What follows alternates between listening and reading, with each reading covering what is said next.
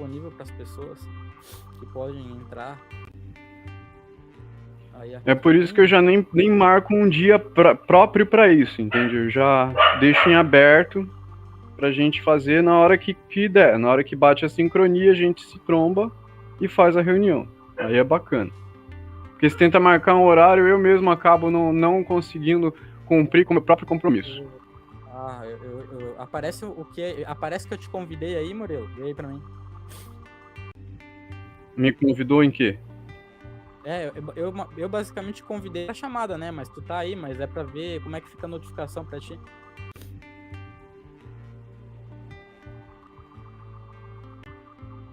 Não, aqui não aparece nada. Só tá a chamada normal mesmo. Beleza. Bom, eu vou começar então, galera. Vou começar falando um pouquinho. Eu vou chamar o Jobs aqui. Pode começar. Vai chamar mais um? Pode começar? Então vamos lá. Vamos começar a nossa cabala oral. A gente está fazendo a leitura do livro Sefer Yetzirah. Para quem não acompanhou a leitura do texto anterior, o início do livro, pode pegar os vídeos que tem no meu canal. Lá tem a playlist da leitura do Sefer Yetzirah, tem a leitura que a gente está fazendo desde o começo.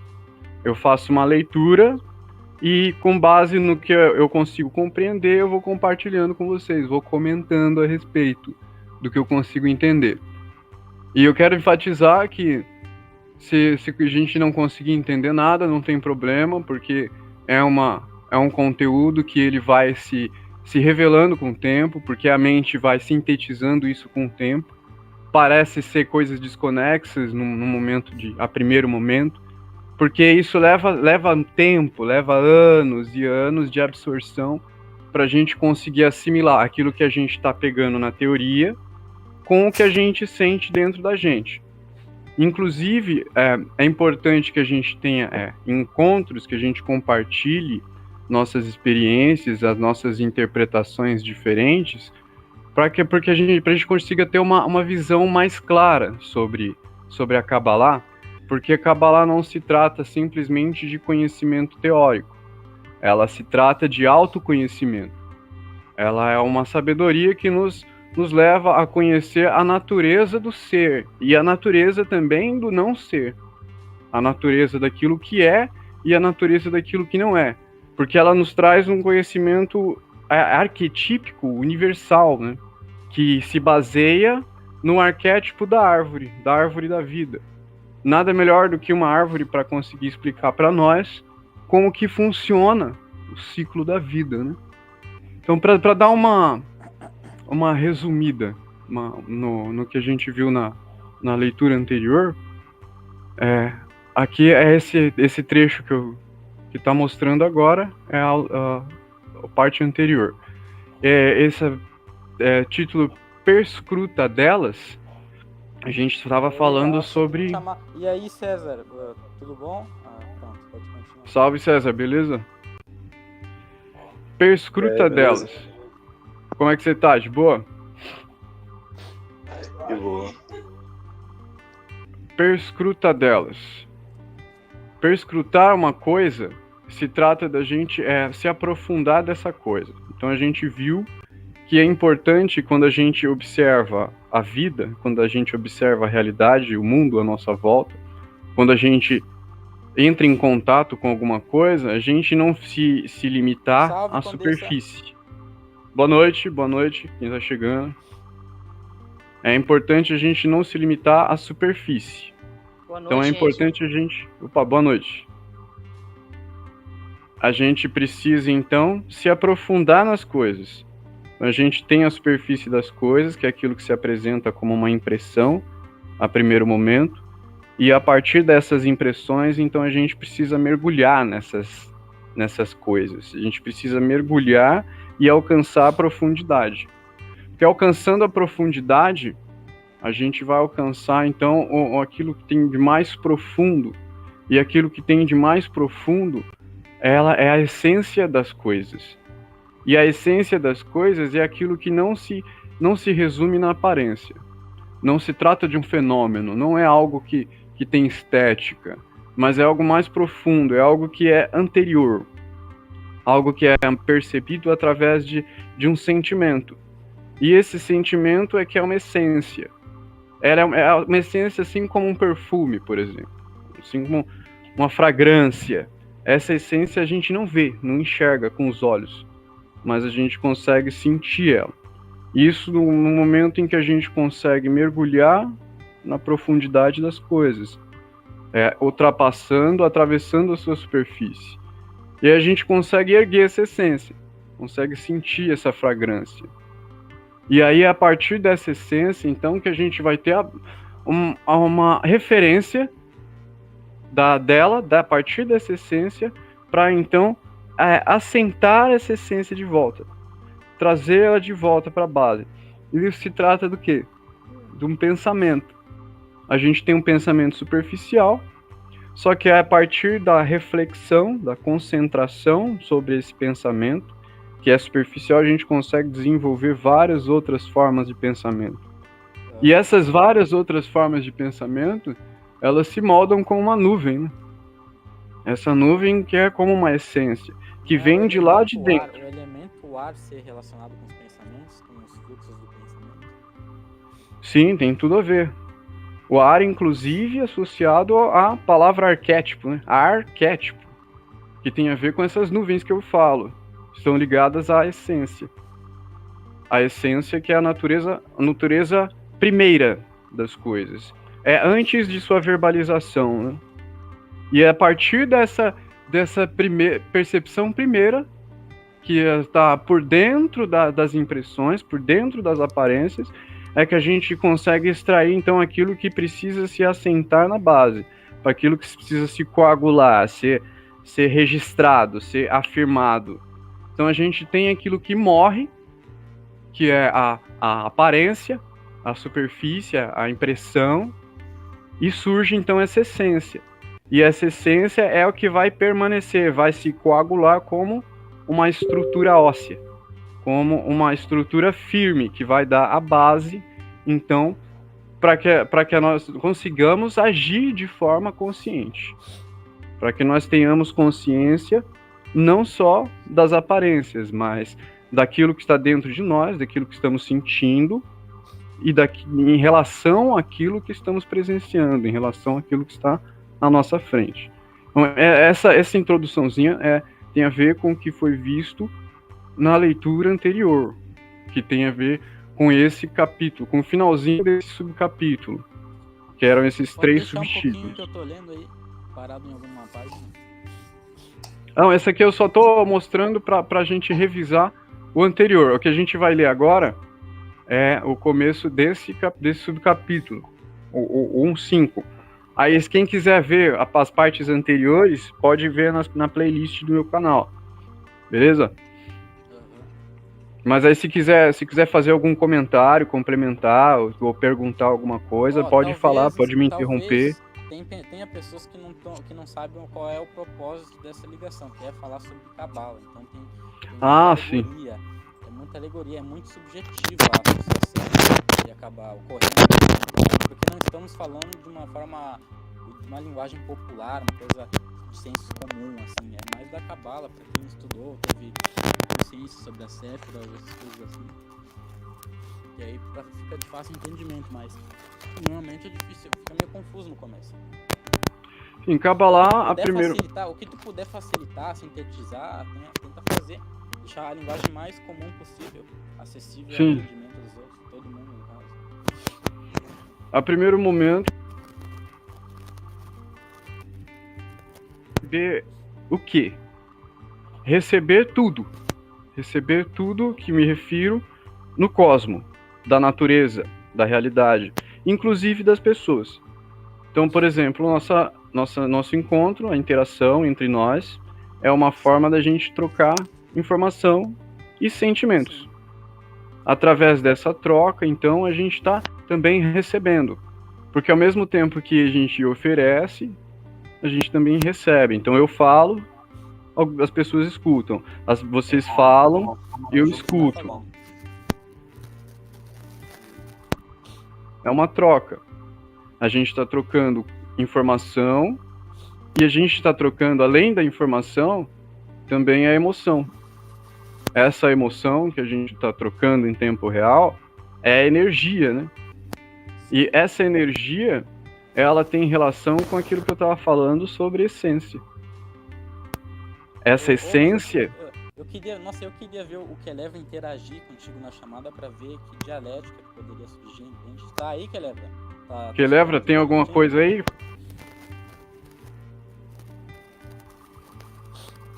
Eita, será que ele tá ali? Ah, ele tá... Fala um pouco aí, Kelevra. Dá um salve aí pra nós.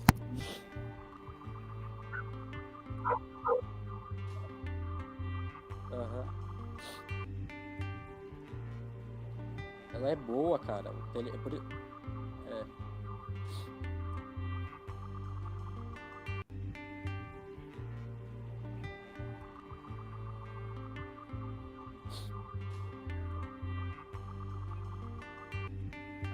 boa.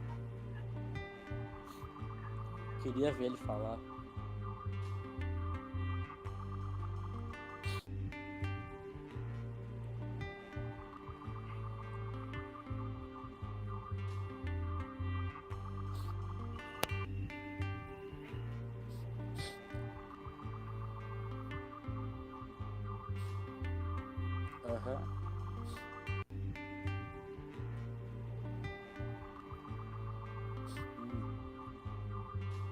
Sim. É.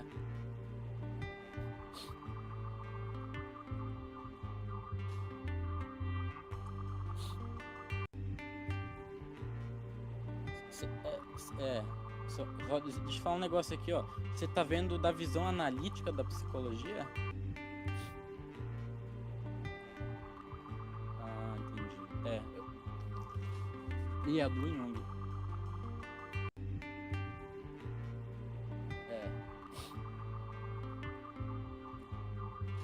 Ou botar o nome dele ali, né? Algum sobrenome dele, psicologia dele em si, porque ele fala dos arquétipos, né?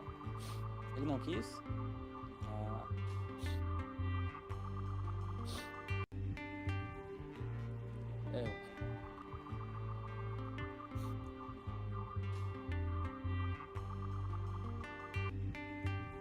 Eu já tava um tempo querendo fazer tu ter conexão com ele, eu já tava um tempo, tanto que eu te chamei, eu convidei e tal, mas não sabia que você ia continuar, porque normalmente eu chamo as pessoas, dá um conflito, um atrito ali, uma hora que o Murilo entra na dialética, às vezes meio ofensivo, aí acaba saindo, né? Contigo tá diferente, eu vi uma certa analogia entre vocês e eu acho isso bom, pra tu tá apoiando o canal dele ali, enfim, eu gostei de ter feito essa ponte, né? E eu fico por isso que eu te chamei, é porque o Murilo dá uma visão, ele tem uma visão subjetiva daquilo que ele está expressando e tu já tem uma visão também já estruturada dentro desses conhecimentos que tu estuda e tal. Aí meio que vê uma tese dele e vê tu dar um feedback, uma resposta para complementar o conhecimento, as informações, porque dessa forma acaba aprendendo mais, entende? Então, o que tu puder falar aí, eu também vou ficar ouvindo para ver a tua visão. Eu acompanho também o seu canal, só não tudo, né? Porque eu acabo saindo. E essa é exatamente o objetivo, né? A gente compartilhar as visões. Porque não dá pra gente fazer cabala sozinho. Não tem como a gente estudar cabala sozinho. Você pode ficar anos e anos lendo livros, mas você nunca vai entender isso se você não conseguir compartilhar a sua visão, sua percepção, interpretação com as demais. Porque é um ser vivo, né? É um ser vivo, a gente não enxerga ele a olho nu. Mas com os olhos da mente e da imaginação, a gente consegue visualizar muita coisa. E a compartilha dessas visualizações, a gente consegue, então, diferentes elementos, como peças de quebra-cabeça. Então, praticamente, a funcionalidade da cabala é a transmissão. Isso. Transmissão. Cabala significa receber, mas no caso... a polaridade receber é como um espelho de oferecer. Então é uma troca, é uma comunicação, né? E por ser um sistema mais voltado para o lado judaico, é voltado justamente para aquela frase de dar ao invés de receber. Não diria dar ao invés de receber, mas você dá ao mesmo tempo em que você recebe. por se tratar de uma interação, uma interação em sincronia. Então é um corpo só com dois lados, assim como esse meu símbolo aí do dragão vermelho, que tem 3 dragões, tem 2 menores e um no meio maior. Isso simboliza a síntese da dialética, entende? Então, no caso, sendo ela um ser vivo, a transmissão seria como um tipo de respiração. Isso, exatamente. Inclusive, essa respiração, ela se trata do movimento interdimensional, do movimento entre dimensões. A interação entre seres, entre pessoas, por exemplo, é uma interação entre diferentes dimensões, diferentes universos. E isso é como uma respiração. Quando a ordem na interação e a locução e interlocução de forma sincrônica, você percebe aí, então, uma respiração, né? Uma dialética respiratória. E isso é muito bacana. Mesmo que nem sempre dê para perceber o canal em si dimensional. Nem Pelo sempre menos dá não- pra perceber. Pelo menos pra gente aqui nem em 3 dimensões. Isso, porque ele é semi-consciente, né? Ele tem sua parte inconsciente e tem a sua parte consciente. Ele é semi-automático, eu diria. Tem a ver com uma inteligência, entre aspas, Ó. artificial. Tem um conceito, o gatai, não a semântica convencional, mas sim o uso recreativo dessa palavra, que significa, eu escrevi agora, indivíduos na dialética se tornam complementares quando eles estendem linhas de raciocínios com congruência sobre o contexto sendo falado, como um fluxo de um rio. Assim se vai se aprimorando conforme mais perspectivas vão sendo jogadas, né? Então, o entendimento ele acaba chegando até num êxtase, assim, sabe? Eu fazia isso quando eu colocava pessoas para conflitar ideias nos grupos, que eu fiz isso muito nos grupos do Júlio, ali no WhatsApp, de pegar, botar o Júlio lá com o Jorbes lá para eles debater, conflitar, discutir, e eu pegava e sintetizava cada um dos pontos e tinha a minha perspectiva. Olha que você também já foi vítima disso. Já fui vítima também. Mas esse, no caso, é o objetivo principal da dialética, chegar num raciocínio mais complexo do que o raciocínio inicial. É ser estrategista com o uso da linguagem. Ó, tua voz tá baixa, releva. Que lembra que fala? Ah, tá.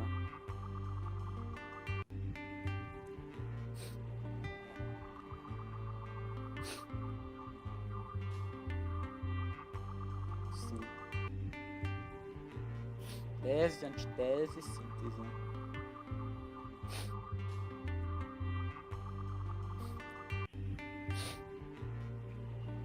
Aham.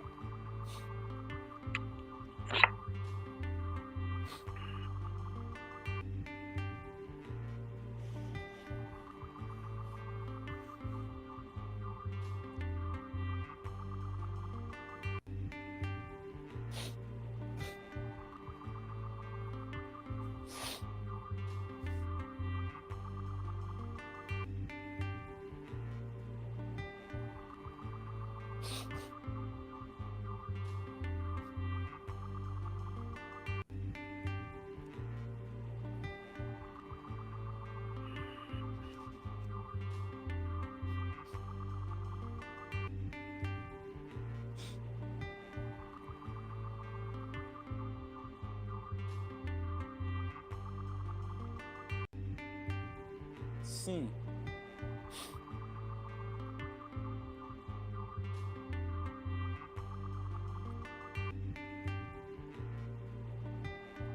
Aham.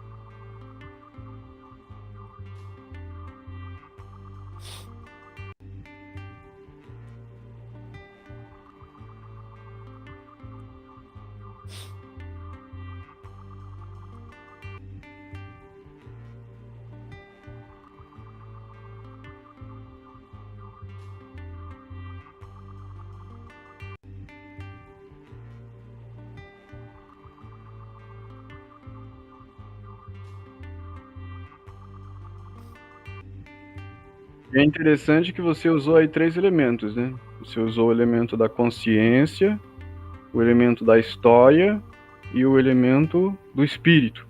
Então a dialética ela desenvolve através desses 3 graus. Esses 3 graus é uma tríade interessante, porque ela se assemelha também exatamente ao termo de Merkabah da Kabbalah. Pode repetir os três, por favor? A primeira é a consciência, o segundo é a história e o terceiro é o espírito. Obrigado.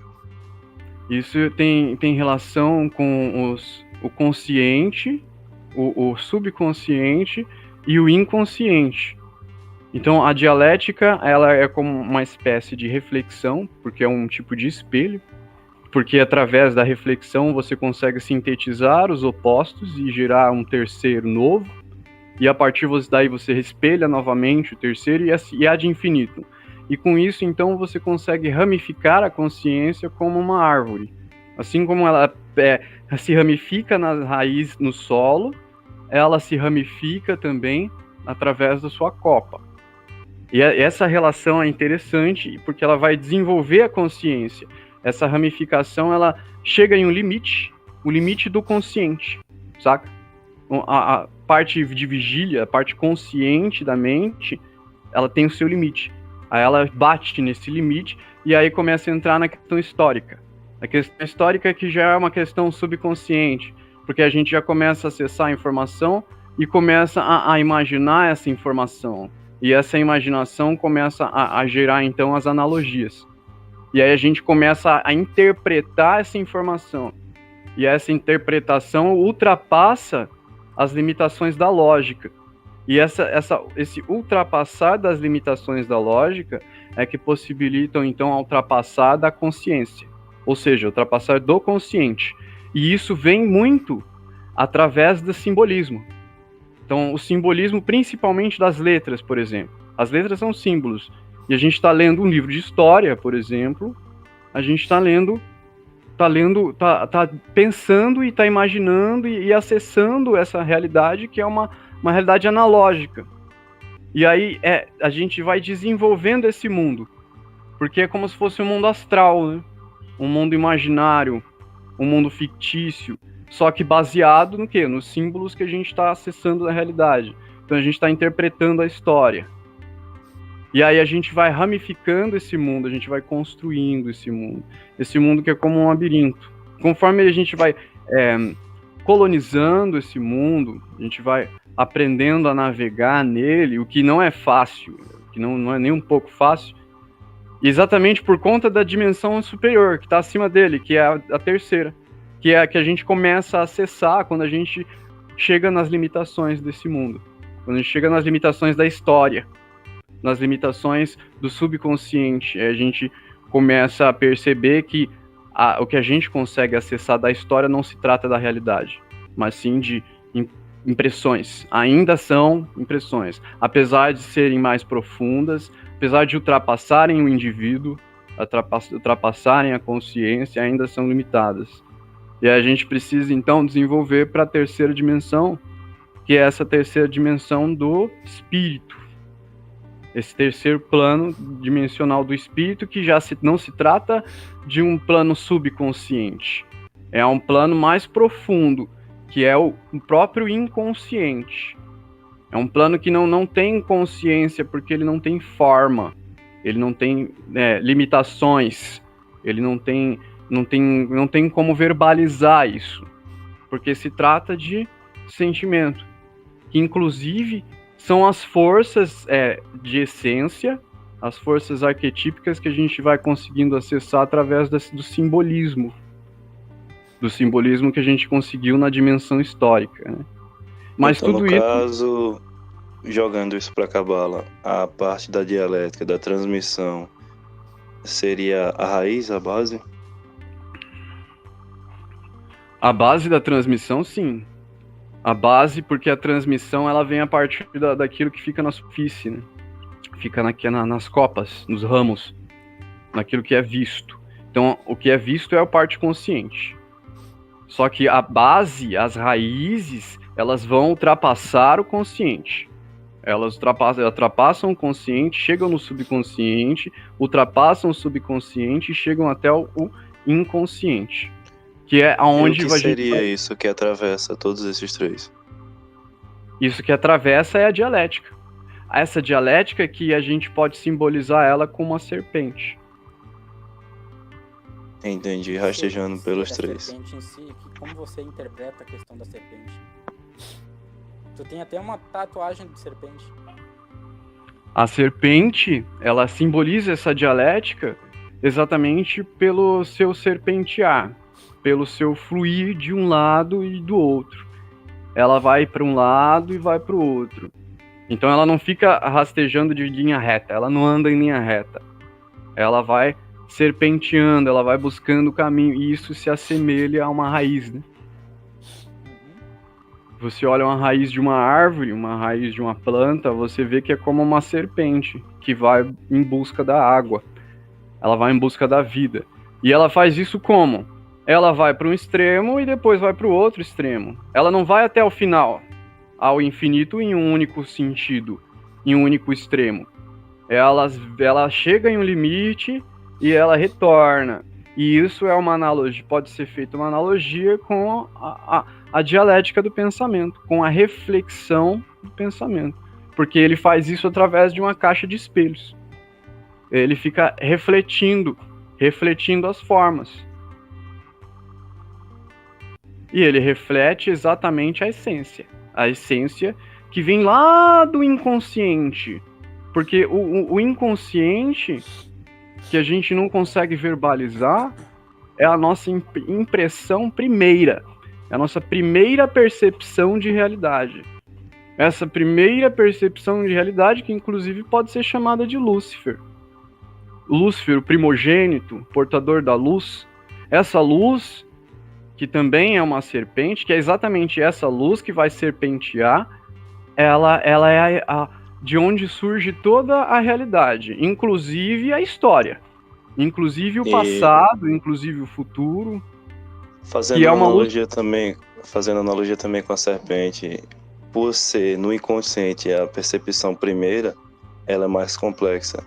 E a cada dimensão que ela atravessa, seja do inconsciente para o subconsciente, até chegar no consciente em si, ela troca de pele. Ela não aparece como a mesma. Só que ela não é complexa em si, em essência. Ela se torna complexa.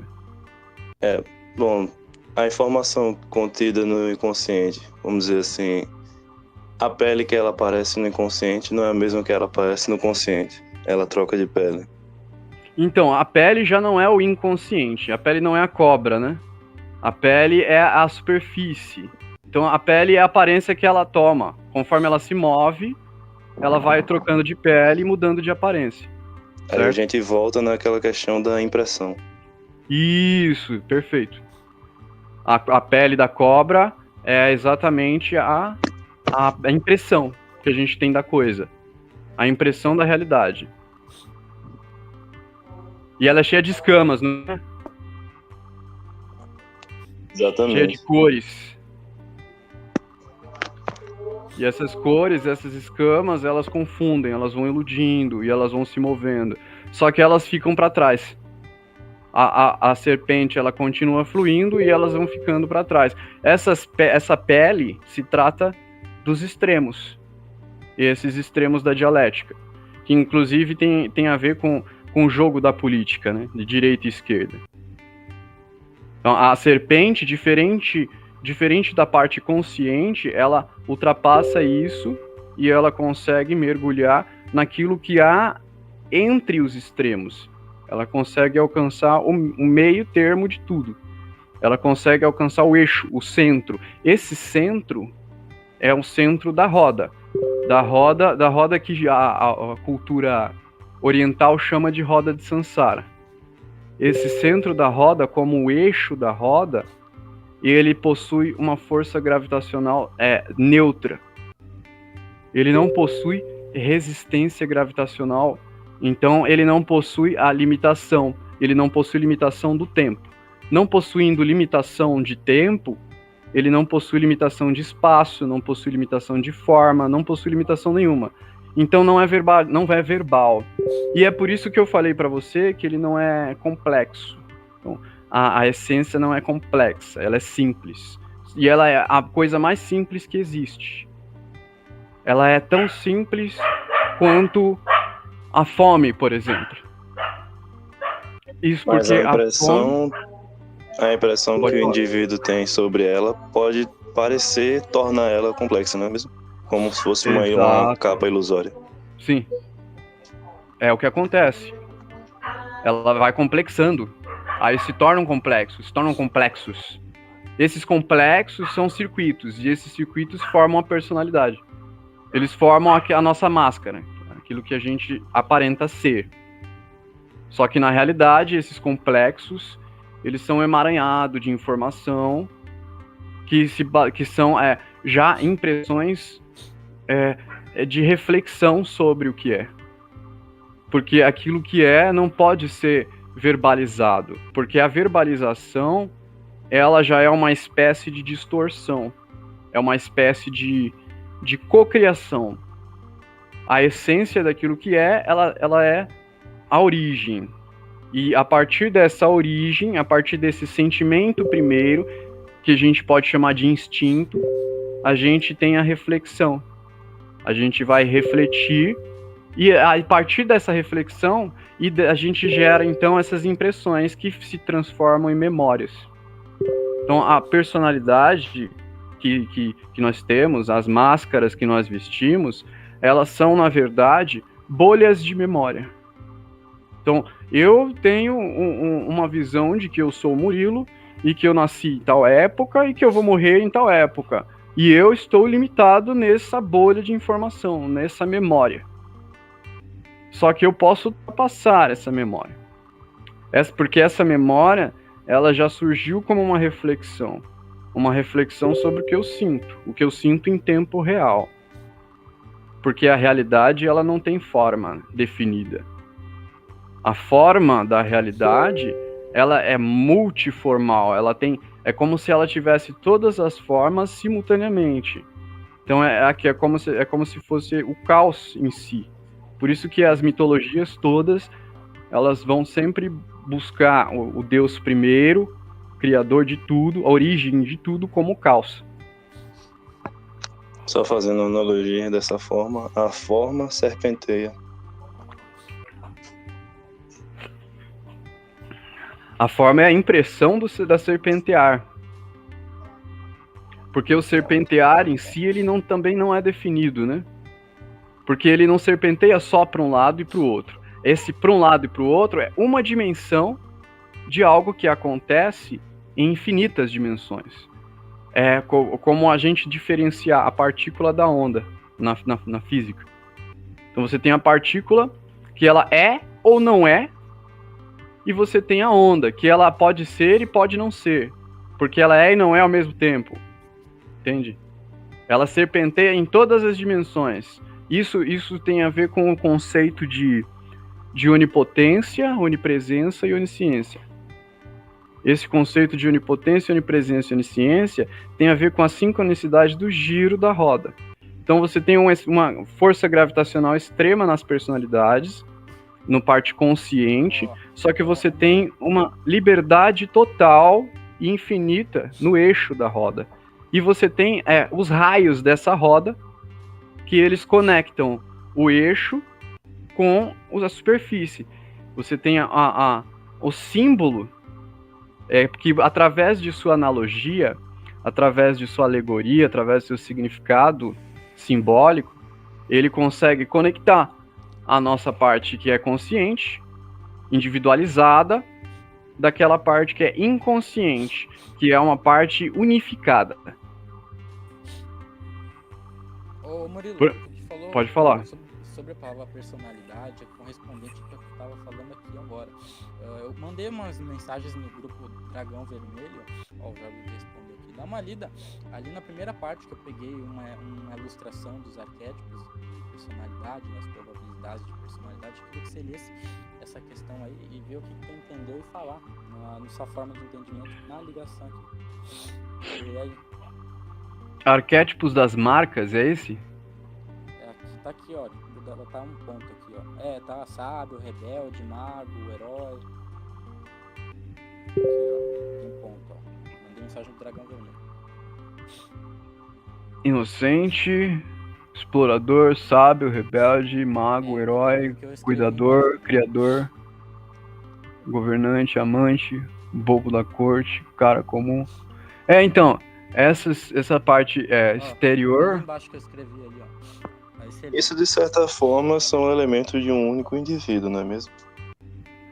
Sim, elementos de um único indivíduo. Lê em voz alta aí, Murilo. Aí diz o Eu que vou tá. ler aqui o texto.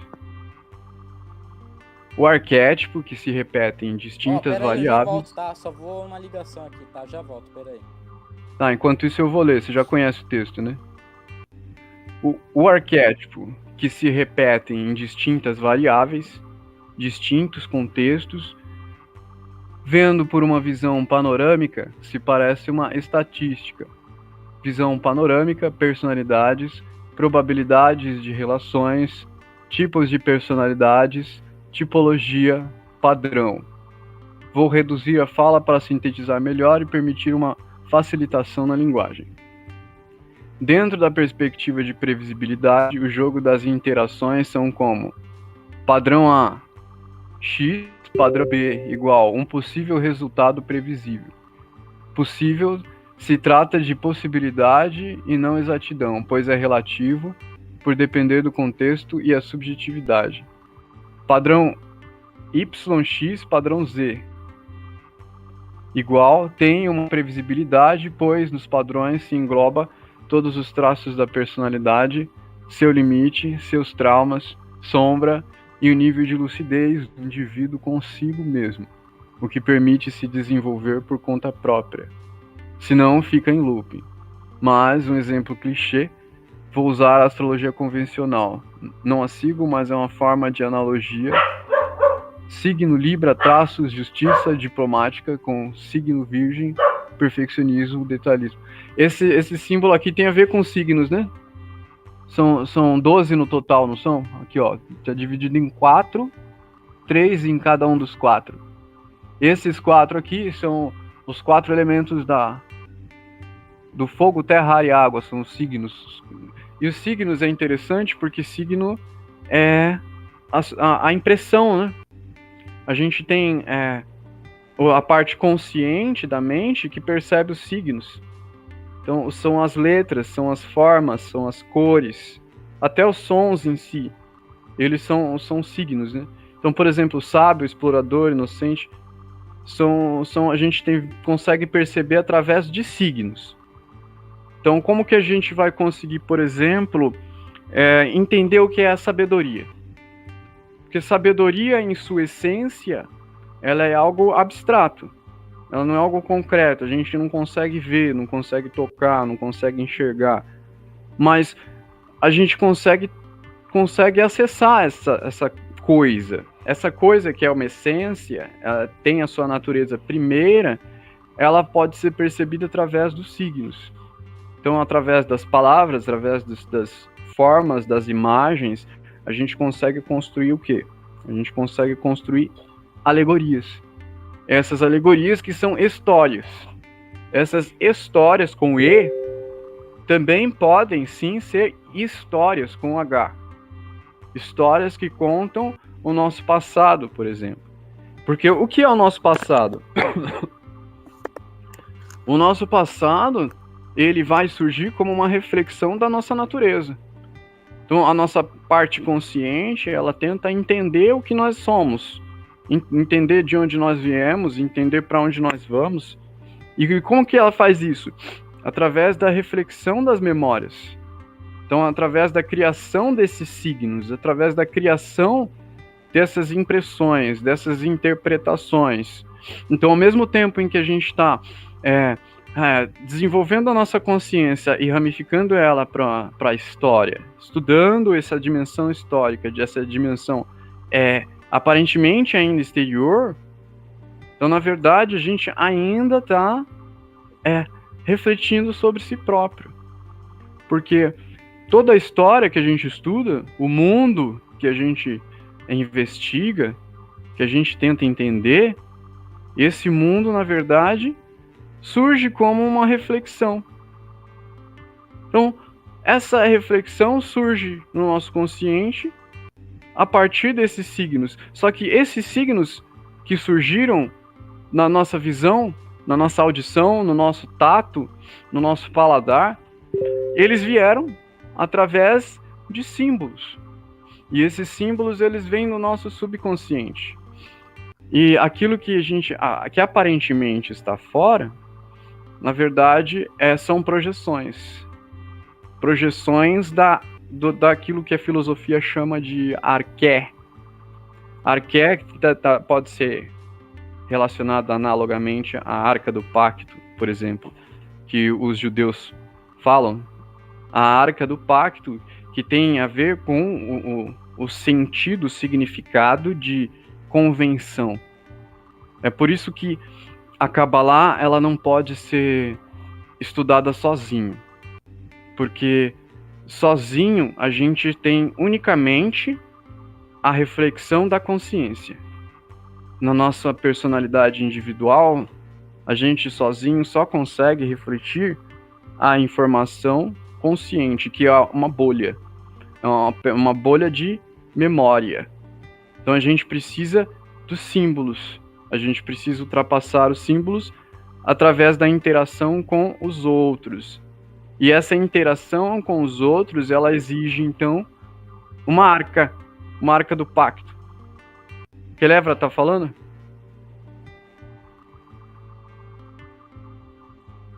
Fica à vontade.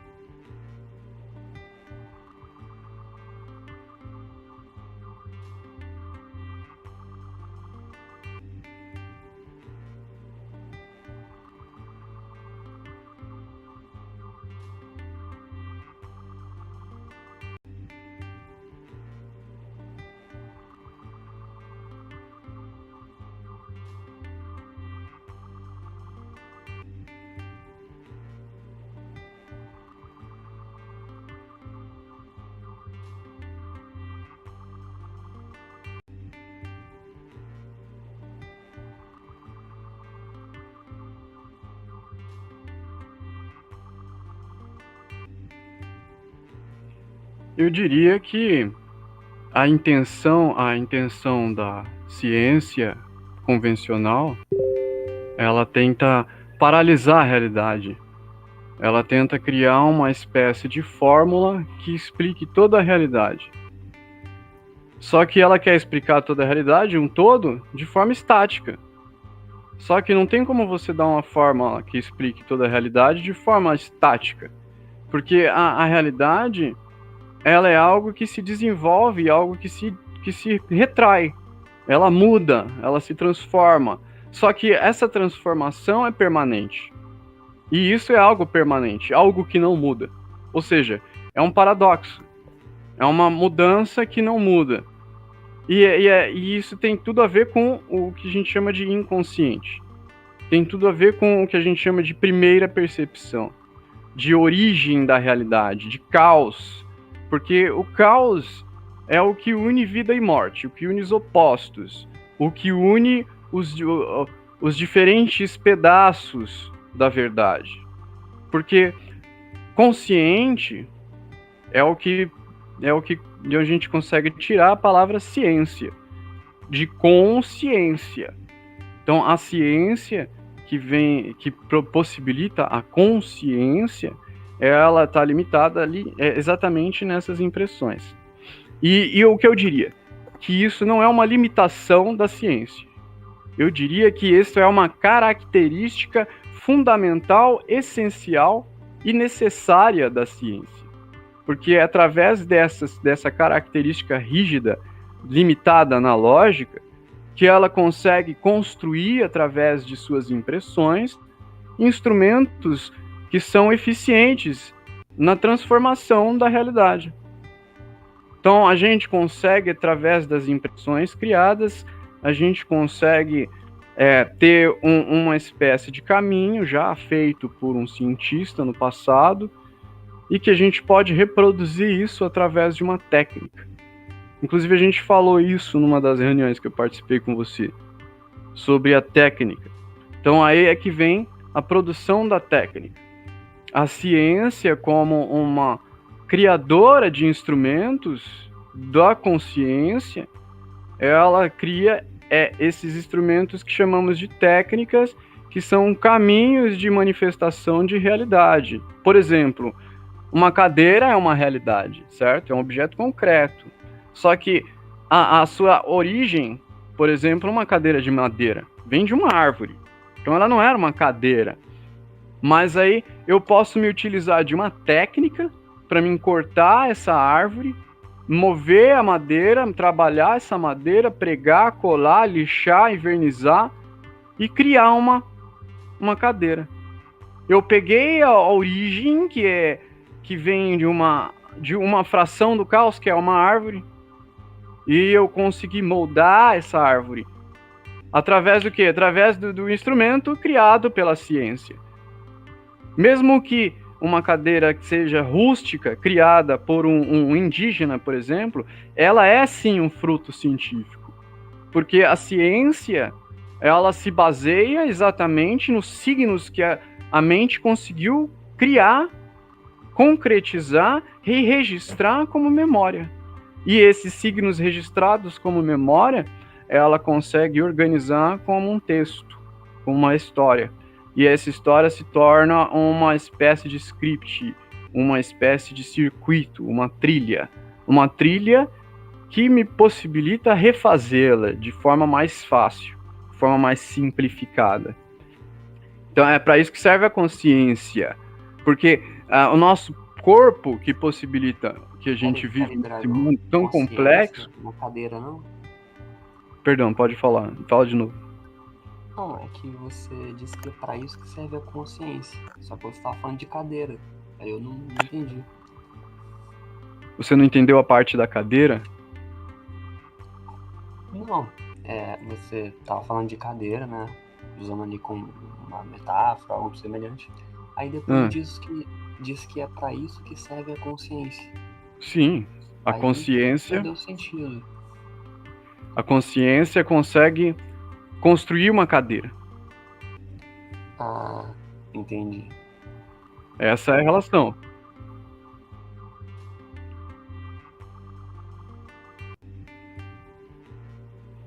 Isso. Porque o que me permite é cortar uma árvore, serrar essa árvore na medida adequada, pregar as madeiras serradas no formato de uma cadeira. O que me permite isso? Como eu sou capaz de fazer isso? A primeiro momento, o que me permite é o armazenamento da memória. Da memória que me permite me relembrar do que eu vi, do que eu faço, do que eu estou fazendo e relacionar com o contexto, relacionar a um acontecimento. Por exemplo, eu me lembro de que eu me senti cansado em tal momento e que eu queria sentar. Só que eu não conseguia sentar. Aí eu olhei para o lado e vi uma pedra. E aquela pedra me possibilitou então que eu sentasse. E eu me recordei desse fato. Eu gravei esse fato. Aquele fato ficou registrado na minha mente. E esse registro vira uma impressão. Essa impressão é uma imagem mental, certo? E aí, com essa recordação, eu olho para uma árvore e eu faço uma relação. Eu consigo relacionar a possibilidade de moldar o material que é a árvore. No caso, entraria a memória das formas, da adequação das medidas. Sim, exatamente. Porque a medida é uma memória, né? Se eu meço uma coisa, eu tenho um número, certo? Um signo que me registra uma medida. Só que isso só ficou registrado por causa dessa impressão. Essa impressão que a gente chama de memória. Certo? Essa memória, ela então vai se conectar com outra memória. Então eu tenho uma impressão, que eu tenho impressão do meu cansaço, eu tenho impressão da pedra que eu sentei, eu tenho impressão da árvore, eu tenho impressão de uma pedra diferente que me possibilita cortar a árvore, por exemplo. E todas essas impressões, elas aparentemente estão sem conexão. Um ser ele inconsciente não seria capaz de conectar essas partes, conectar esses diferentes fatos, esses diferentes acontecimentos. Mas através de algo que a gente chama de inteligência, a gente consegue então interligar essas diferentes impressões. E essa interligação ordenada, sincronizada, vai trazendo ordem para essas impressões. Então, a primeira impressão que vem da realidade vem como caos, que é o inconsciente. Esse caos do inconsciente me gera uma impressão caótica. E essa impressão caótica ela é infinita. Só que eu consigo fazer o quê? Eu consigo dividir ela em partes. E isso me possibilita presenciar essas partes de forma sincrônica. E é assim que eu percebo o tempo fluindo. Então a percepção do tempo fluindo é exatamente a inteligência da mente fazendo a ligação entre as impressões da memória. Nesse caso, a memória vai te guiar também pela impressão de semelhança, já que, pela construção da cadeira, o objetivo é alcançar no objeto, exercer uma posição no objeto semelhante à posição que foi exercida em cima daquela pedra que te permitiu descansar. Perfeito. Perfeito. É equivalência de forma. É equivalência de forma, por exemplo, o côncavo e o convexo. Tem aquele ditado, toda tampa tem sua panela, toda pergunta tem sua resposta. E é disso que se trata a dialética, né? Ela não é só uma simples tese, antitese, síntese. Ela, no geral, é isso, mas isso ainda é uma impressão, é uma superfície.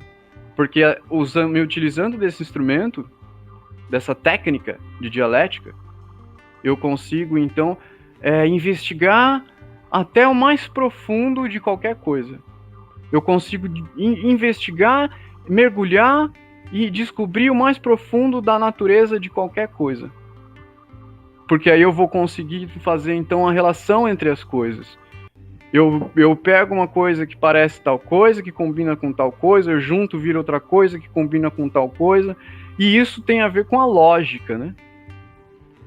A lógica nos possibilita isso. E a lógica é exatamente um instrumento da consciência. É o que caracteriza a consciência, o que define a consciência. Porque a lógica é o que define. Logos, a razão. Por exemplo, o Sol. O Sol é um logos. Ele nos dá uma razão. Ele é a razão do nosso sistema. Porque ele é um eixo gravitacional de todos os planetas. Então, todos os planetas, eles giram, eles se movimentam de forma mecânica e ordenada. Graças a um eixo. E esse eixo é o que a gente chama de Sol. Então, esse Sol, ele é um vetor racional. Então, a racionalidade vem do Sol. A racionalidade do nosso sistema, o nosso sistema solar. E o nosso Sol, ele é um vetor que também é relativo, porque ele não é absoluto em sua razão. Ele é um espelho que consegue refletir essa razão, mas ele não é a razão em si. Ele ainda é uma impressão, porque a gente olha para o céu à noite e aí a gente vê várias outras estrelas. Esses são vários outros sóis. São várias outras razões, vários vetores racionais.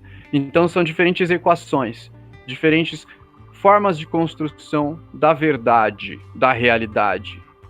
E isso tem tudo a ver com o Kabbalah, porque a Kabbalah, que tem a ver com a interação, com a troca, compartilhar, receber e oferecer, isso é fundamental para que a gente construa o nosso universo. Porque eu percebo uma caixa 3D. O César percebe outra caixa 3D. O Júlio percebe outra. O Ricardo outra. O Adilson outra. O Serded outra. E assim vai. E cada um de nós estamos separados, aparentemente separados, cada um de nós dentro de uma caixa tridimensional, vivendo em mundos diferentes. E o que une esses mundos? O que consegue conectar esses mundos? Porque quando a gente observa esse mundo através do eu, unicamente do eu, e parte só dessa reflexão do eu, a gente não consegue encontrar um significado para essa caixa. Ela não se encaixa. É uma caixa que não se encaixa. Porque ela não faz sentido. Porque ela não tem origem, não tem fim. Então, eu nasci, não me lembro de nada de antes de eu nascer, e eu vou morrer, e também não sei nada que vai acontecer depois que eu morrer. Mas, através da dialética, eu consigo investigar isso. Eu consigo refletir sobre isso. Mas para isso eu preciso da Kabbalah. Não só a Kabbalah judaica, porque a Kabbalah judaica é a que a gente mais usa como referência, porque os judeus são um povo nômade. Foram por muitos anos um povo nômade. Então eles conseguiram passar por muitas culturas diferentes. E eles absorveram essas diferenças culturais. Ou seja, vários judeus, várias caixas, se misturaram com várias culturas que são outras caixas. E essas caixas, elas se relacionaram entre si, interagiram entre si, e elas se transformaram através dessa relação, através dessa interação entre elas. E é graças a toda essa troca, toda essa interação, que a gente consegue ter acesso ao quê? Ao sentido. Então eu tô nessa caixa que aparentemente não tem origem e tem um fim que também não dá para mim ver. Mas através da interação, da compartilha de percepção, da compartilha de visões, da compartilha da consciência, do ultrapassar da consciência individual e do permear a consciência do coletivo, eu consigo então ligar os pontos. E eu encontro então a verdadeira inteligência. A inteligência que não se limita na minha mente, no meu cérebro. Porque o meu cérebro é só uma ideia. Assim como eu. Assim como essa caixa que eu tô vendo. Ela é uma ideia que foi refletida e refletida várias vezes até formar isso tudo. Um jogo de espelhos. Um jogo de espelhos da consciência. Então a consciência, como uma parte pequena, ela está aprisionada dentro desse labirinto de reflexões, no qual ela não consegue enxergar a sua origem. Mas ela consegue intuir essa origem. Ela consegue sentir essa origem. Porque, ó, se liga, presta atenção. A gente tem as dimensões. A primeira dimensão, a gente tem uma linha reta. A segunda dimensão, a gente tem um plano. Na terceira dimensão, a gente tem uma caixa. Mas e a quarta dimensão? Como funciona? Como? Júlio falou alguma coisa? Então, a gente tem na terceira dimensão uma caixa tridimensional. Na quarta dimensão, a gente também consegue perceber esse movimento. E esse movimento é aquilo que a gente falou do início. Não lembro se foi o Júlio ou o César, acho que foi o César, falou sobre respiração. Então, o que faz a gente respirar? Ó, a gente respira de forma automática, inconsciente, sem perceber, não é? A maior parte do tempo. Ou seja, é inconsciente, a consciência não percebe isso. Porém, a gente consegue, sim, respirar de forma consciente. A gente consegue mover a respiração de forma consciente. E o que possibilita esse movimento é uma coisa que a ciência chama de osmose. Osmose que vem do vazio. A física quântica fala sobre o vácuo quântico. Esse vácuo que tem entre as partículas. Esse vácuo que tem entre as partículas, ele tem uma energia absurda, digamos infinita. E ele consegue, então, absorver o ar que está fora de mim. E consegue emanar de volta. Sempre em busca do equilíbrio. Então, quando eu preencho o meu pulmão com ar de forma voluntária, quando eu faço isso de forma voluntária, consciente, eu estou fazendo um transporte ativo, eu estou forçando. Estou enchendo o meu pulmão com força. Eu estou enchendo de energia. E aí eu solto. Ele vai embora sozinho, automaticamente. E aí eu posso então pegar o impulso de volta dessa respiração. Esse movimento de vai e vem, de para dentro e para fora, ele é um movimento em 4 dimensões. Porque ele consegue abranger todas as 3 dimensões ao mesmo tempo. A quarta dimensão é a dimensão na qual a terceira se encontra dentro. Então o movimento da quarta dimensão vai ser o movimento de manutenção da própria terceira dimensão. Ô Dragão, mas a quarta dimensão não seria o próprio espaço-tempo? Espaço-tempo, exatamente. Exatamente. Quando você respira, o tempo está fluindo, não tá? E se você para de respirar, o seu corpo vai morrer, não vai? Por aí. Ele vai morrendo aos poucos, não vai? Se você para de respirar. Se ele vai morrendo aos poucos, é porque ele vai perdendo tempo. Então percebeu? O tempo, ele é inerente a todo ser. Isso, e a todo o cosmos. Então, tecnicamente, a gente pode fazer um relógio que mede o nosso tempo de vida e o tempo de morte, é isso? Eu acho que é possível. Só que eu acho que esse tempo varia, né? Ele pode mudar. Você pode calcular em tempo real. Tipo, aqui agora eu posso calcular o meu tempo de vida. Só que daqui 10 minutos esse tempo pode mudar. Daqui um instante esse tempo pode mudar. O que de fato muda. Porque o tempo, ele é algo que que faz parte do presente. E ele é algo que está sendo moldado só nessa bolha individual. Porque fora dessa bolha ele é absoluto. Ele é como se fosse o inverso desse tempo que a gente percebe.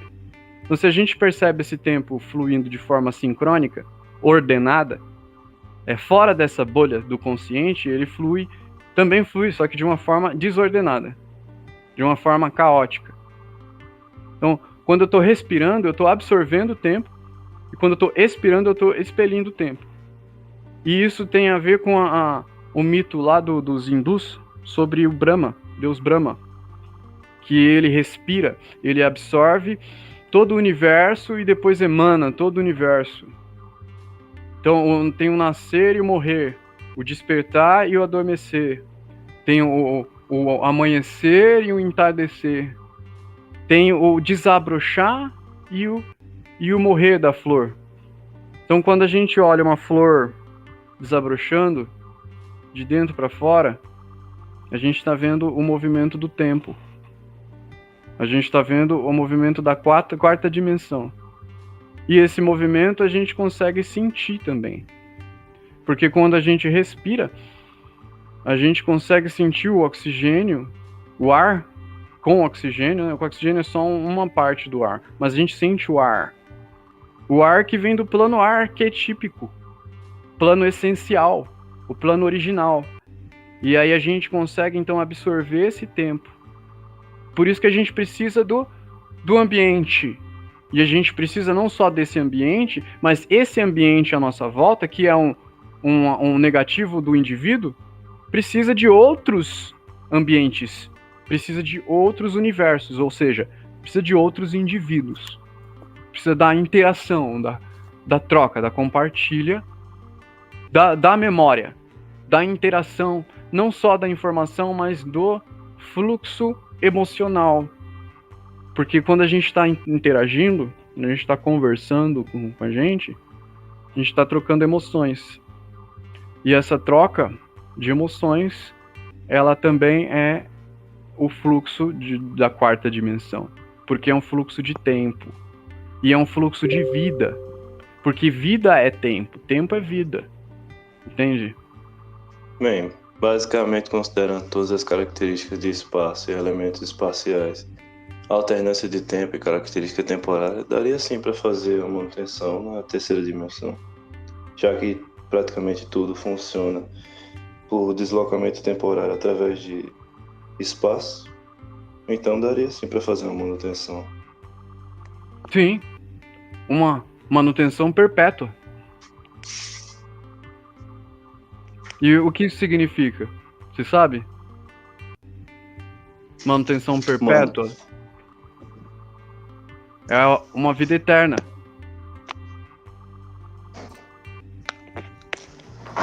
Aí já seria mais como uma modificação biológica.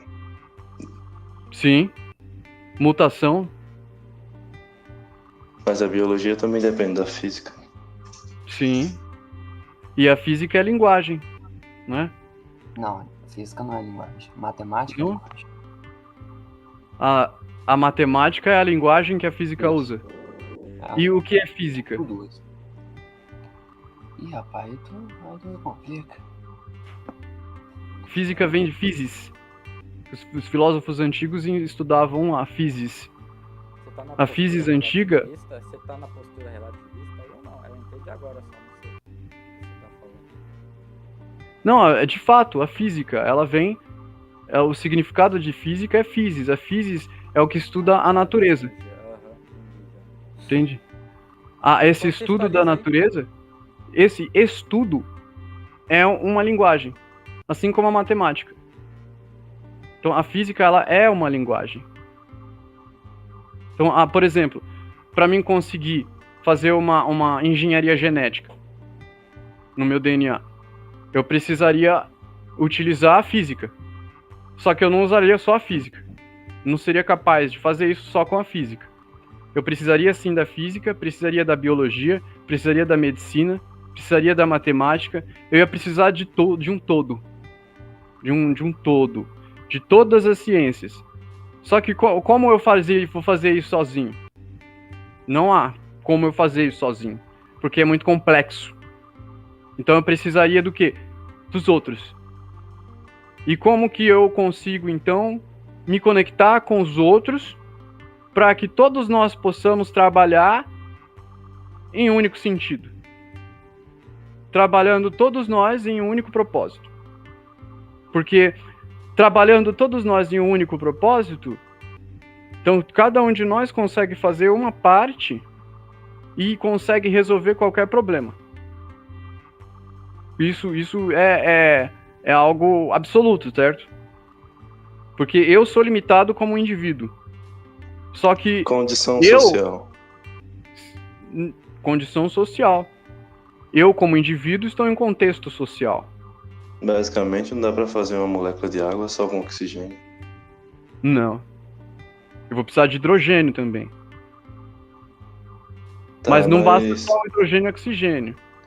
Mas aplicando isso no contexto da Cabala, onde isso se aplica? Onde, Se aplica olhando para a Cabala, eu posso identificar isso nela? na possibilidade de conexão. E conexão? Porque a conexão entre os indivíduos, por conta da linguagem que a Kabbalah oferece. Porque a Kabbalah, ela não se limita na lógica.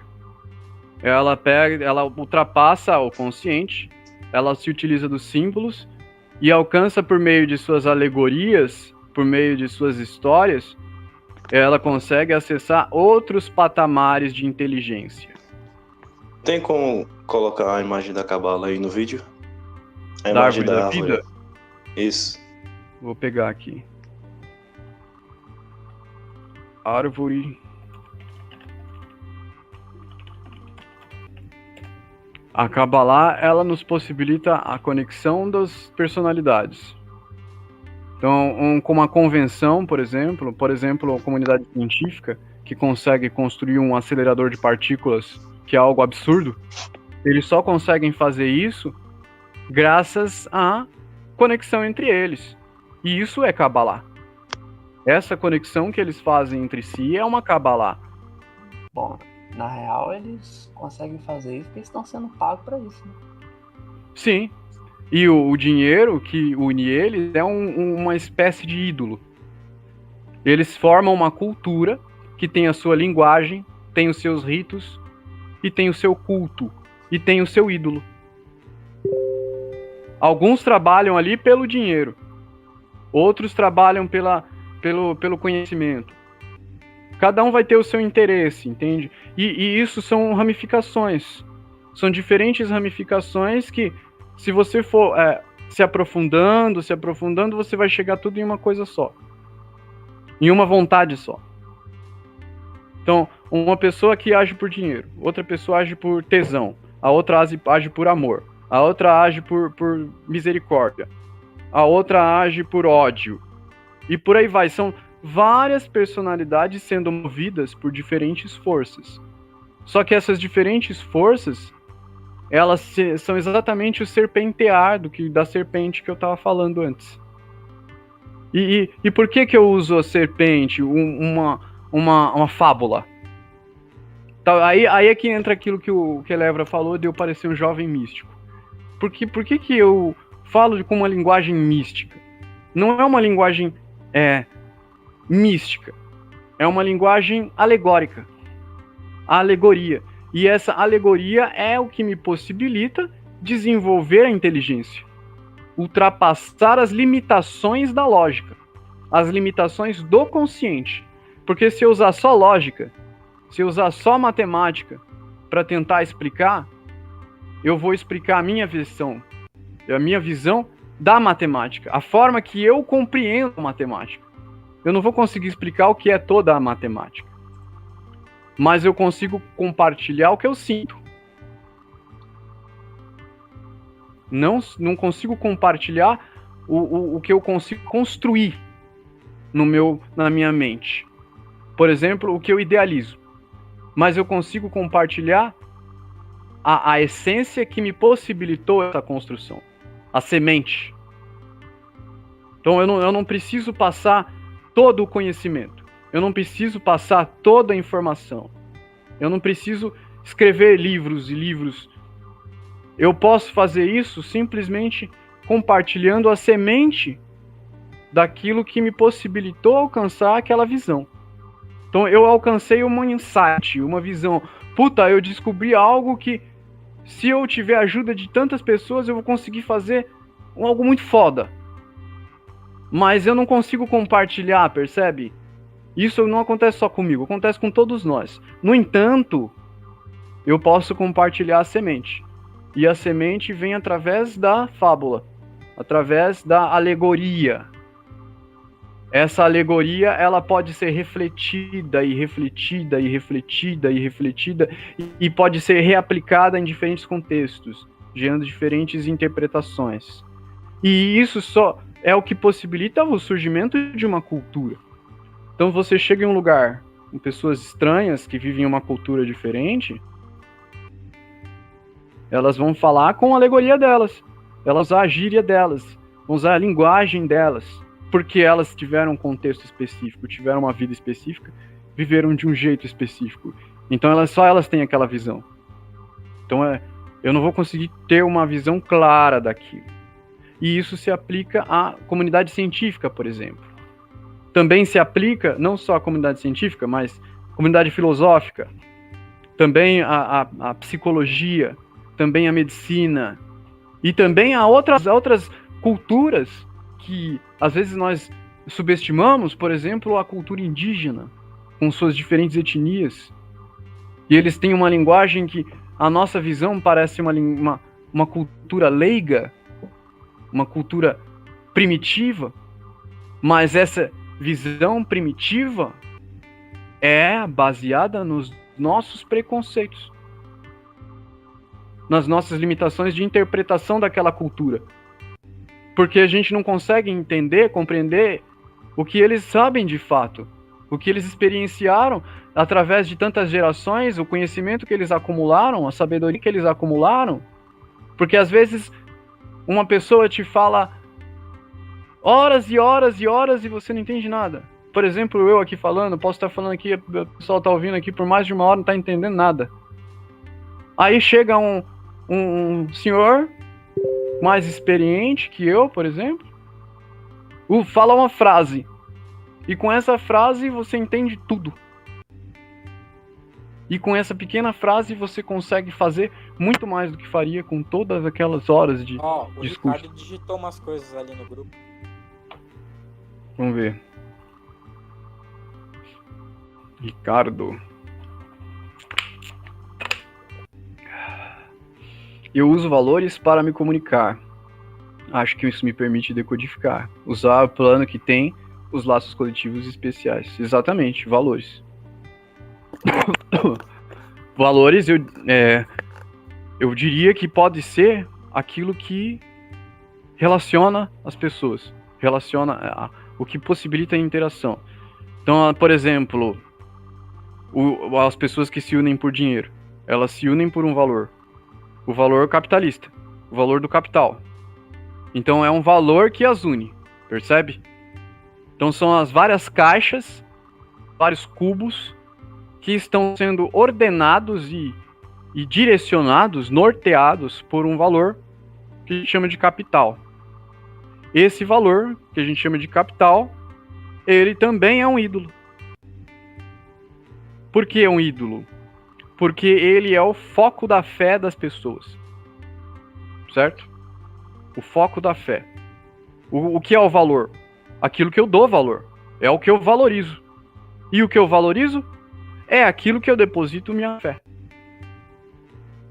Então, se eu me uno com uma pessoa através da fidelidade, através do amor, então eu tenho fé no amor.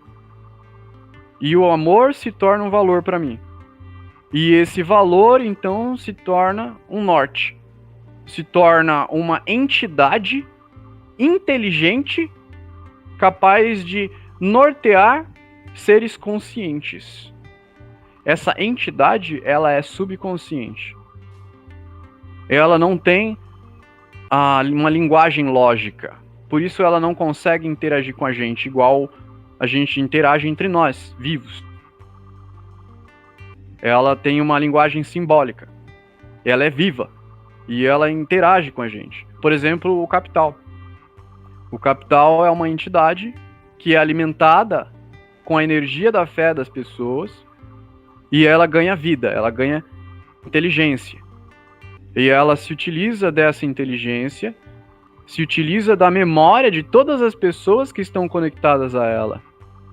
E ela consegue, então, manipular essas memórias das pessoas, e através da manipulação das memórias dessas pessoas, essa entidade consegue direcionar essas pessoas e usar essas pessoas como uma forma de se alimentar.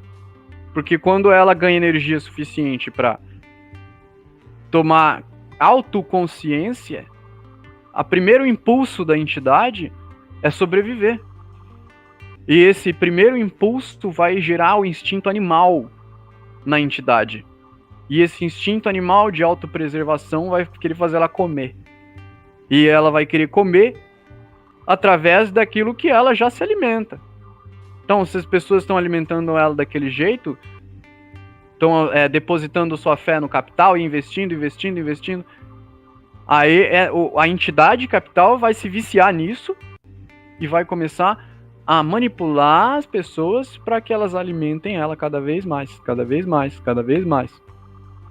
Só que isso não é algo de um todo mal, de um todo ruim. Porque essa entidade, ela é assim porque ela ainda está em seu estágio animal de desenvolvimento. Então, uma entidade que está no reino animal, ela pode se desenvolver. Pode desenvolver a autoconsciência a ponto de conseguir raciocinar. Se ela conseguir raciocinar, então ela vai conseguir ultrapassar esses impulsos de autopreservação de si mesma. Esses impulsos sendo superados, ela consegue alcançar outros valores. Então aí o capital, aquele ídolo coagulado de capital, ele consegue ser dissolvido e se metamorfosear. Ele consegue se transformar ao se misturar com outras entidades, com outros valores coagulados, outros ídolos. Aqui, ó, o Kelevra falando. É sobre isso. Eu só acrescentaria que é um processo de unilateralidade projetiva, libidinal de vida, que perpassa a consciência, que não consegue apreender o processo que eu chamo de concretude, seja uma fixidez da metodologia material, presa na representação, ou numa perspectiva supostamente espiritual que se fixa em projeções análogas. Ressaltaria ainda que a limitação da ciência é sim algo positivo para o que se propõe, mas pelos mesmos motivos citados anteriormente, se perde de vista o processo da ciência, circunscrita da concretude, totalidade. Unilateralidade projetiva.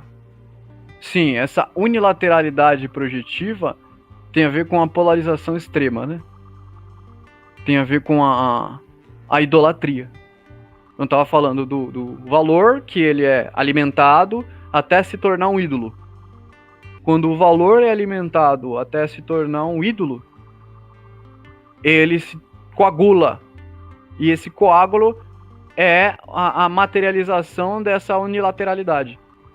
Essa materialização é a prisão, é o vício, é o que impede a consciência animal de ultrapassar suas limitações e conseguir refletir sobre si mesmo, conseguir ultrapassar a si mesmo. Eu diria que é mais ou menos isso. E isso tem a ver com libidinal da vida, libido, né? Projeção da libido, exatamente. Por que as religiões cristãs tendem a estimular os seus fiéis a não fazerem sexo? E se fizerem, façam dentro do casamento. Porque isso tem a ver com a concentração da libido, a concentração da energia sexual. Porque quando a gente tem fé em algo, quando a gente valoriza algo por meio da fé, a gente está direcionando a libido. A gente está direcionando a energia da libido. Só que isso não pode ser unidirecional, porque aí se transforma na idolatria. Na idolatria que coagula o valor. Aí o valor ele vira uma prisão, ele vira um diabo. Não tem a carta do tarô que tem o diabo com um casal acorrentado.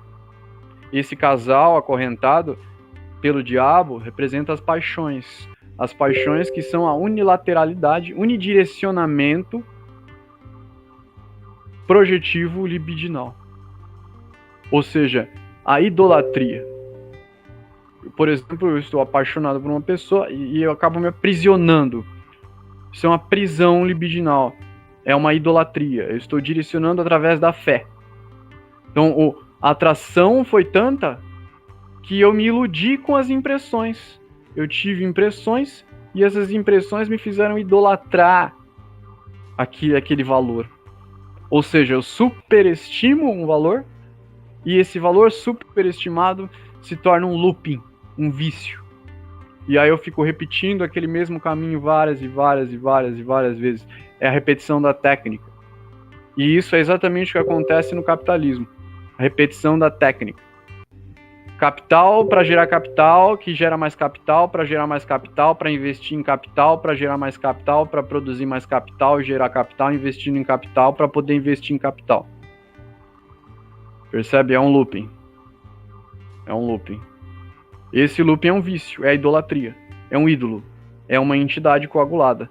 Essa entidade coagulada é inteligente. Por isso que a gente representa ela com o diabo. Um diabo que é um demiurgo, né? Um demiurgo por quê? Porque ele coordena múltiplas entidades. Ou seja, é um egrégora. Sendo mais claro, é um egrégora. Uma linguagem menos mística. O Ricardo falando aqui, ó, vou ler do Ricardo. Pois aí já estamos construindo as caixas. Quando construímos mitos ou ídolos. Sim, estamos construindo as caixas. Acho que o valor identifica um plano e, estando a gente diretamente relacionado no plano, não importa as distâncias ou as línguas. Vou ler de novo essa parte. Acho que o valor identifica um plano e, estando a gente diretamente relacionado no plano, não importa as distâncias ou as línguas. Só que esse plano ainda tem distâncias. Pode falar, fica à vontade. Então, o Alberto está mais acostumado com a minha linguagem, mas eu entendo tudo que você está falando. O que eu quero dizer é que, por exemplo, eu divido assim, a amorosidade, por exemplo, e a justiça não tem nada a ver. Mas se eu estiver no plano de justiça, não me interessa se você é juiz, se você é uma parte, se você está numa outra cultura, se você está no ambiente de uma floresta, se você pertence a um grupo indígena, ou se você é um chinês, se você é um japonês. Se eu for justo lá na China, no meio da floresta, todo mundo vai entender. De uma certa forma é isso que você está falando e é isso que eu estou falando também. É que se eu for usar o elemento justiça para me comunicar com aquela tribo, com aquela povo diferente da minha cultura, eu vou falar exatamente a mesma coisa que eles entendem por justiça e a gente vai estar conectado. Era isso que eu queria dizer. Show, é isso mesmo. Essa é justiça, bondade, amor, fraternidade, tudo isso está ligado ao que a gente chama de virtude. Então, eu coloquei isso na história da mensagem do milênio que o Alberto conhece muito bem. Então, uma pessoa justa, dificilmente você vai conseguir que ela se relacione com você de uma forma amorosa, porque talvez ela não abra mão de uma coisa que, se ela fosse amorosa, não teria problema nenhum de abrir. Aí é que entra a questão. O que de fato é essa ação amorosa? Porque ação amorosa é renunciar a tudo. Por exemplo, já que você estava falando, não sei se o nome do rabino é Milton Bender, uma coisa assim parecida, e ele fala uma citação que parece Abraão, e não é a minha cultura, mas parece que ele citava que Abraão falava o seguinte: o que é meu é seu, e o que é seu. Entendeu? Desta forma, se você fizer qualquer relação com qualquer pessoa dizendo que o que é dela e o que é meu é dela, por exemplo, É uma relação amorosa. Eu acho que eu falar isso para você, que tudo que é meu é seu, qualquer coisa que você tiver, você não tem condição de me negar, porque a não ser que você seja um estúpido e não saiba do que eu estou falando. E se, no caso, eu sinto amor pelo meu desejo? Amor e desejo não tem nada a ver. Amor é só renúncia. Amor é abrir mão de tudo, pelo menos para mim. É tão simples isso. Desejo diz respeito à vida. Para mim, isso é simples. Pode não ser para os outros. Mas e quanto eu amar o desejo? Porque eu posso Não. amar tudo, não posso? Não, porque o amar significa você abrir mão de tudo. Amar significa você não ter desejo. Simplesmente você se realiza dando para os outros o que os outros precisam. Você amar alguém é você fazer alguém feliz, por exemplo. Não é você se fazer feliz. Então, se abrir mão, se amar é abrir mão de tudo, então amar é, inclusive, abrir mão das definições que eu crio sobre o que é amar. Concorda? Até da própria vida. Amar é abrir mão até da própria vida por terceiro. É assim que eu penso, sabe? Agora, tudo que se fala sobre amor, desejo, para mim, são coisas que estão afetas à natureza e à vida, principalmente, né? Eu separo isso, pelo menos para mim. Mas é uma coisa extensa, a gente ainda está se batendo muito nisso. Kelevra quer falar?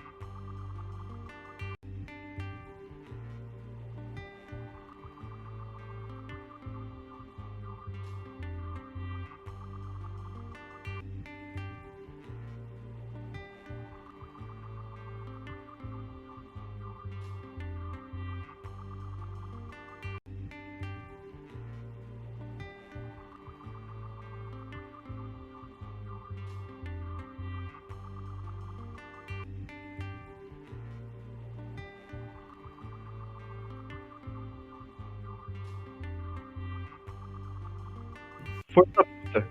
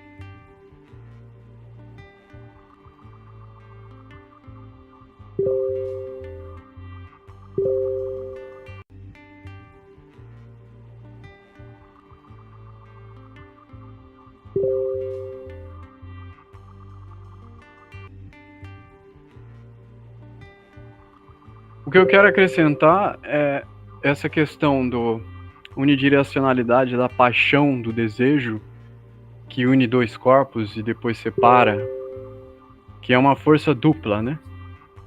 Atração e repulsão, é uma força de desejo.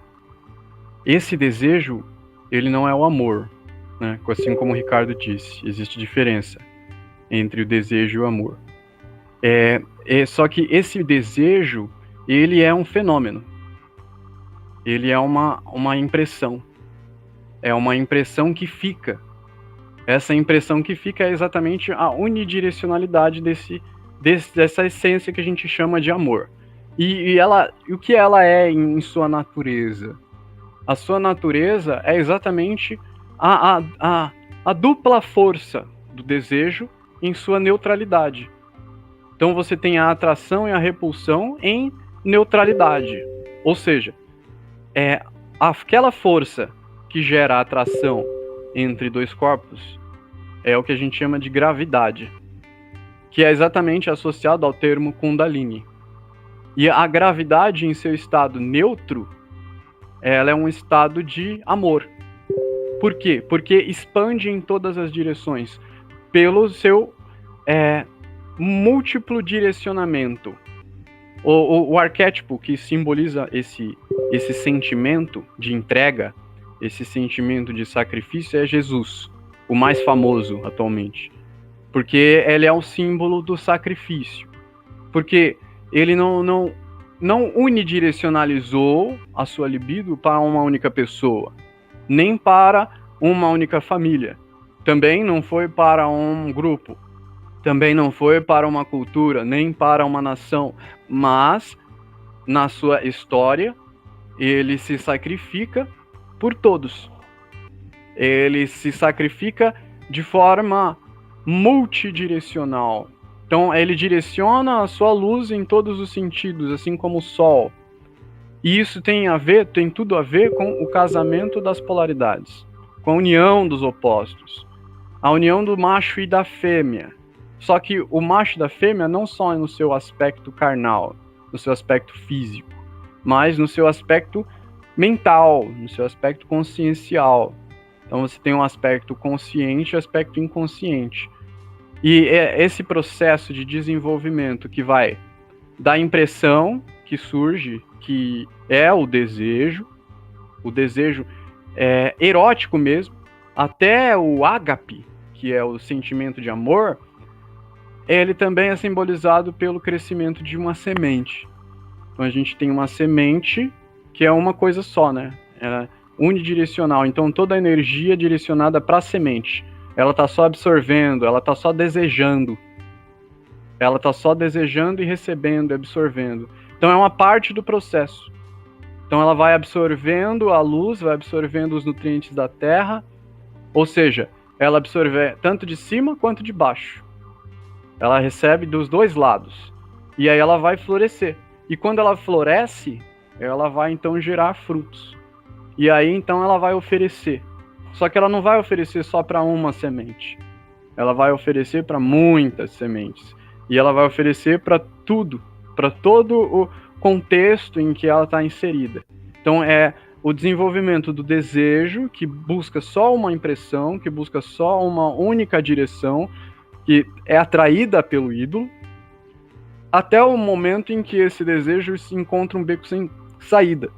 Ele encontra um ponto de frustração, no qual ele não consegue se realizar. Ou seja, é uma desilusão, é um desencanto. Inclusive tem um livro do Cultura Racional que fala sobre o universo em desencanto. Esse desencanto tem a ver com a frustração do desejo. Então a libido, ela encontra um beco sem saída pela sua unidirecionalidade. Então a serpente, ela tenta ir para um lado só e ela encontra um beco sem saída. E aí ela começa a serpentear, e aí ela começa a refletir sobre o que sente. É o desejo espelhando a si próprio. É o próprio desejo tentando compreender a si mesmo. Então aquele desejo de fora, que antes desejava o que está fora, que desejava a aparência, desejava a estética, desejava a impressão, e ele começa a desejar a si mesmo. porque ele começa a querer desejar, a entender o porquê que ele é o que é, porque ele deseja o que é. E aí ele vai se desenvolver. E isso a gente pode simbolizar com o mito de Eros e Psique, em que Psique ela é prometida a Eros, só que Eros é invisível. Só que ela fica querendo descobrir a aparência dele. Ela quer a estética, quer saber o que ele é, porque as irmãs dela falam que ele é uma serpente terrível, um monstro. Mas ela não vê ele é invisível. E aí então ela tenta ver ele de uma forma contra a vontade dele. Ela vai contra a vontade dele. E nessa que ela enxerga ele e vê que ele é belo, então ele é que se afasta dela. Então aquele desejo que ela sentia pela estética se afasta. E ela perde o desejo pela estética. E aí então ela cai do palácio de Eros. Quando ela cai do palácio de Eros, ela vai então atrás de se redimir.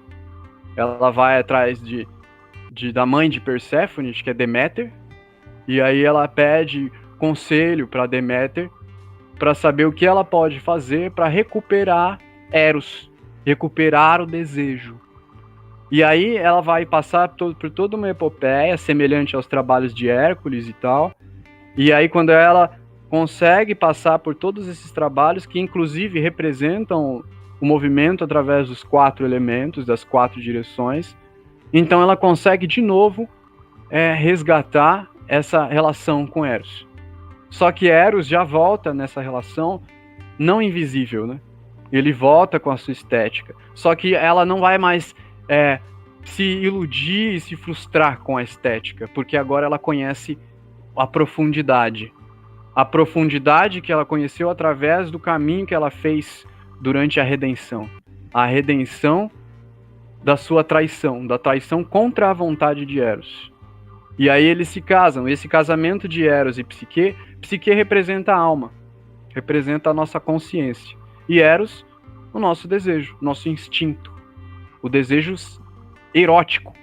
E quando a consciência ela consegue enxergar Eros sem se perder na sua beleza estética, ela consegue se aprofundar nessa beleza, então ela consegue a bênção de Afrodite.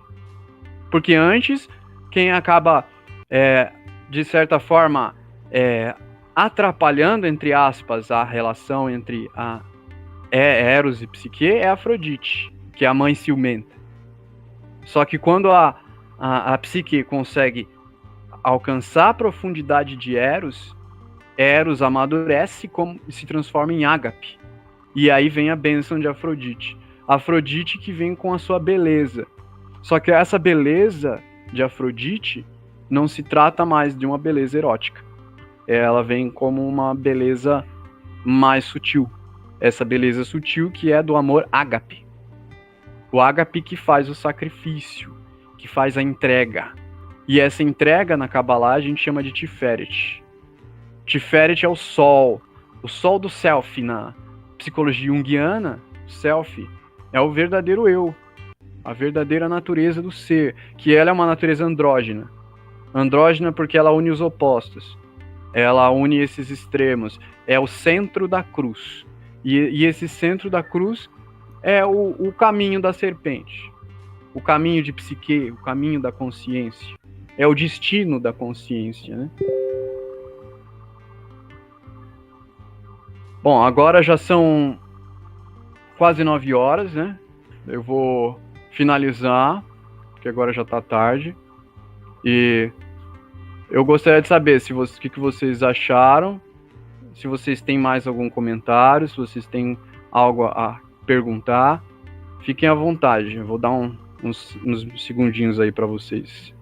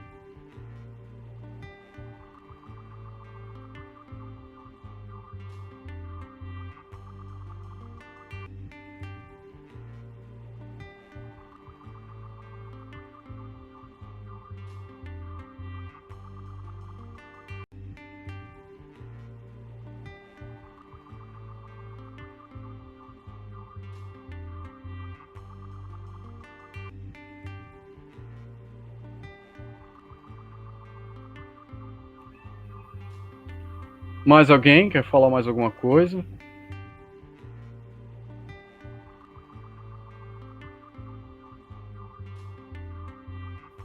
Bom, então, galera, quero agradecer vocês todos que estão aqui comigo. Valeu pela presença, valeu por dar atenção.